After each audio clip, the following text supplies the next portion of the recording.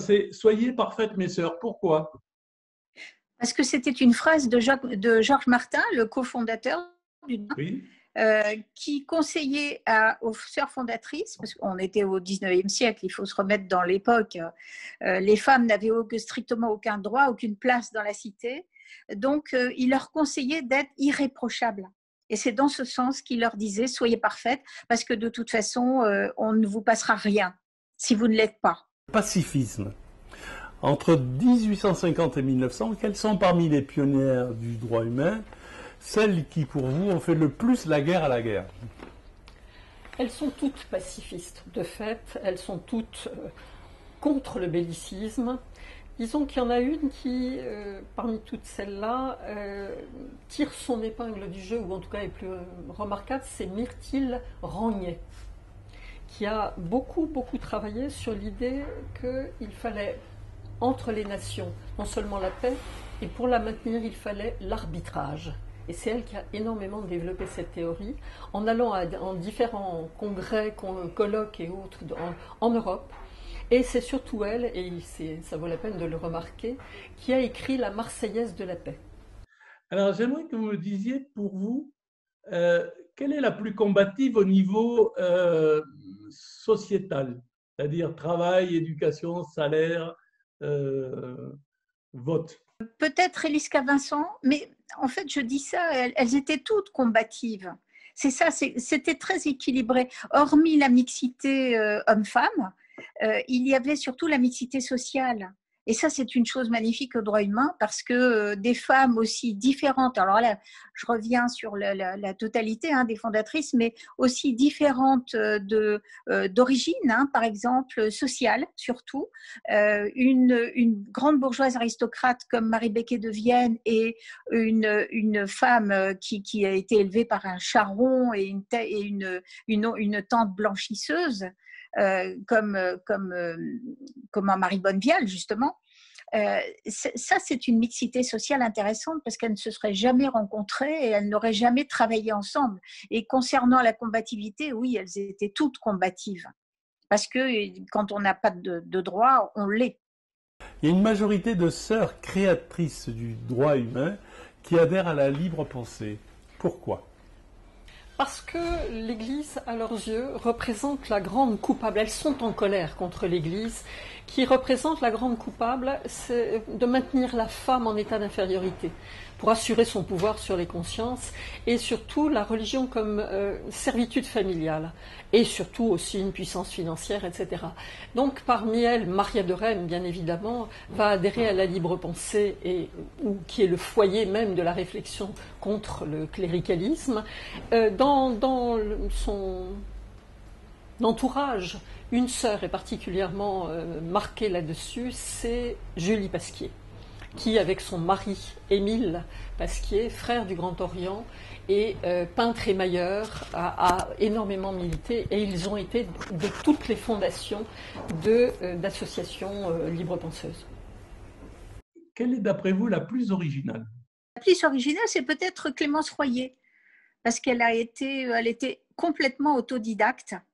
Et elle s'est rendue compte que les petites filles ne recevant pas d'instruction, ou presque, parce que le programme scolaire était considérablement allégé par rapport à ceux des garçons, elle s'est rendue compte, à la mort de son père, elle s'est rendue compte toute jeune qu'elle ne connaissait rien, qu'elle ne savait rien, et qu'elle n'avait rien appris à l'école. Donc elle a tout repris, elle est devenue autodidacte, et dans tous les domaines, absolument dans tous les domaines. Donc ça, c'est intéressant quand même, pour une femme qui, justement, n'avait pas de place une fois adulte et normalement, n'avait pas d'éducation. Elle a mis la barre très haut, on va dire. Alors, quels sont les fers de lance de la défense du féminisme et de l'égalité civile et sociale dans famille, école, travail, j'allais dire patrie et politique?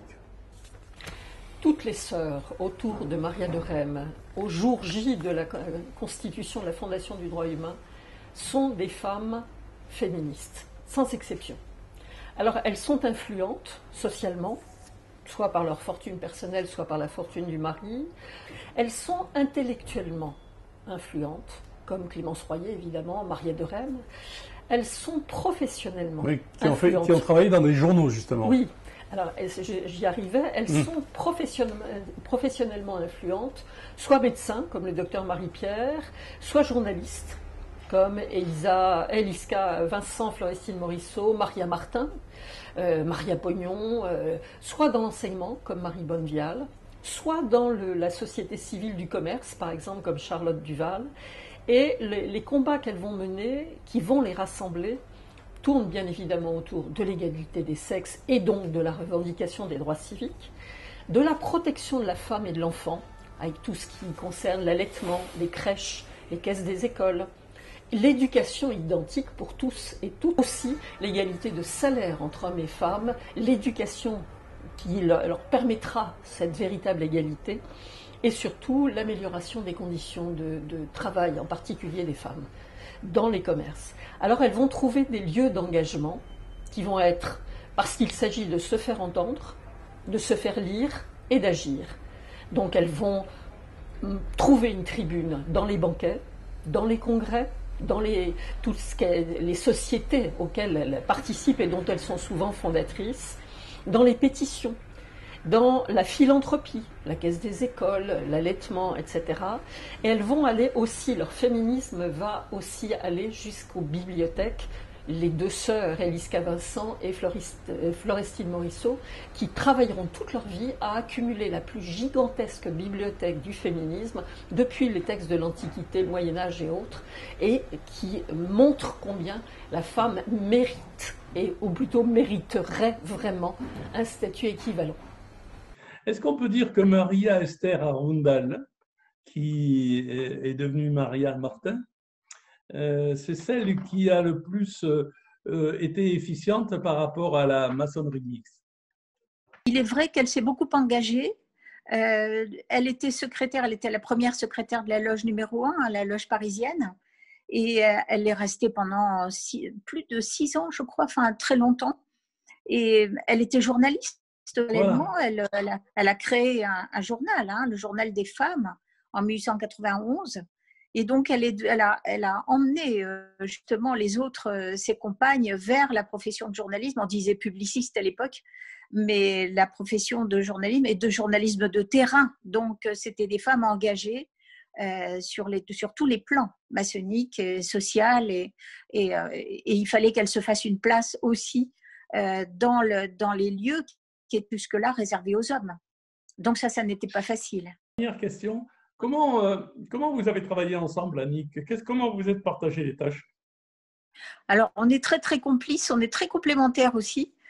Donc, moi, j'avais amassé une énorme quantité d'archives, évidemment, parce que ça fait plus de 12 ans que je travaille sur le des fondateurs du droit humain. Le premier groupe, le groupe des 18 personnes, 17 femmes et un homme. Oui. Et il y avait cette matière, alors on a tiré de cette matière une écume, on va dire, de documents importants, et on a croisé justement les angles de vue, et on avait à cœur de montrer que ces hommes, que ces femmes, parce que là, la commande qui nous a été faite, évidemment, par la fédération, c'était sur les sœurs, uniquement, et pas Georges Martin. Voilà. Et là, on a voulu comprendre ce que l'engagement maçonnique leur avait apporté, ce qu'elles-mêmes pouvaient apporter avec leurs années de militantisme féminisme à la franc-maçonnerie.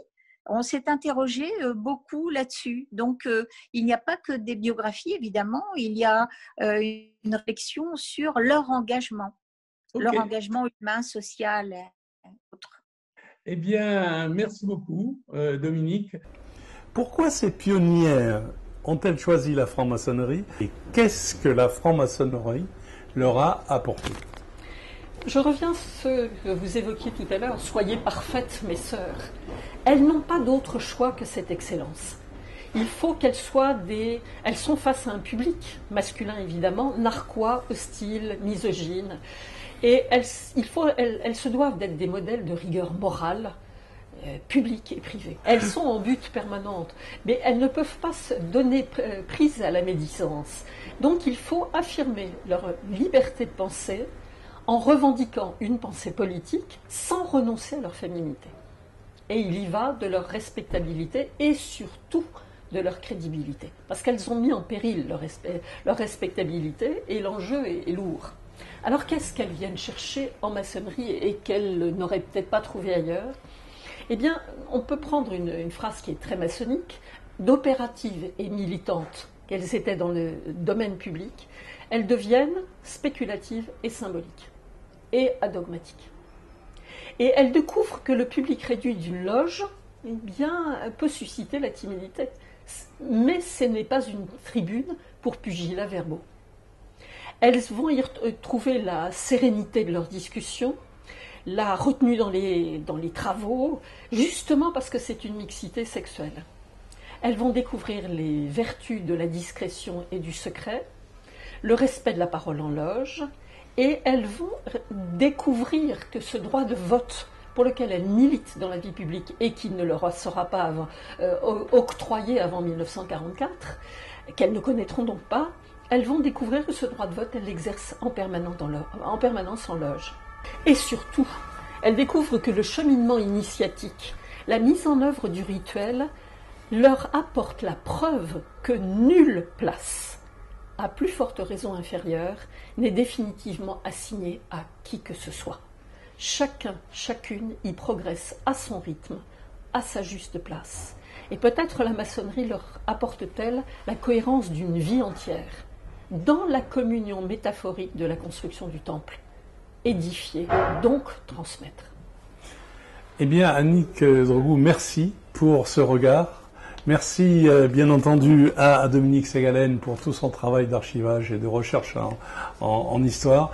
Merci pour votre regard et avec le plaisir de vous lire très bientôt.